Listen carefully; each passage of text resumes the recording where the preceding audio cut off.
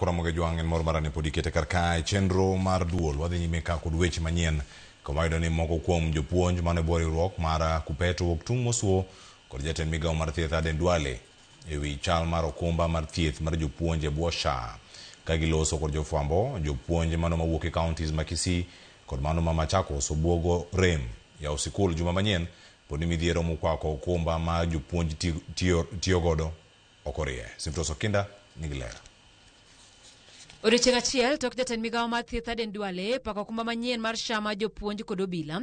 Jopuonj okwedo lipot makamano ka giywago achiedh nade mathoth ma giwacho ni luoro okumbano. Ka gilose kaunti ma Kisii kod Machakos, jopuonj go e bwo riwruok mar Kupeto bogo dhi ng'anyo juma manyien poni ok orie midhiero mokwako SHA.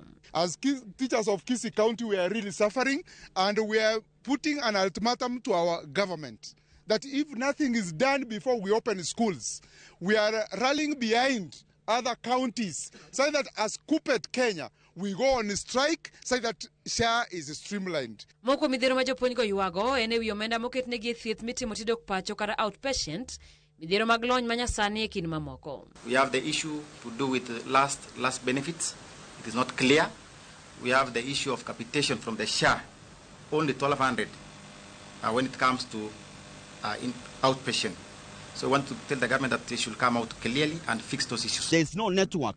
There is capping which has been brought that if a teacher goes to an hospital, he is told to spend not more than 1,200. Giwuok tung' mosuo ko jatend migawo mar thieth Aden Duale ka giwacho ni SHA sani tiyo godo gi jomoko ilolo omenda mag sirikal ka ginto gisandore. SHA is not working. SHA is a scam. It's a conduit that is used by a politician.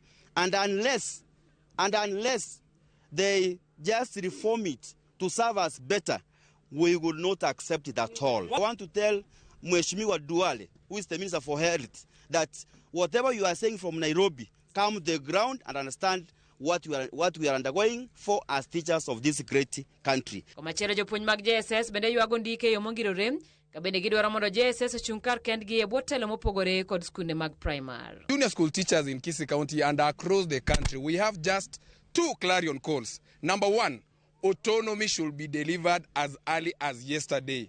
Number two, internship should be abolished. It is uncouth, barbaric, and very wrong for the government to force internship program, yet it was ruled out as illegal. Simtos Okinda, Ramogi.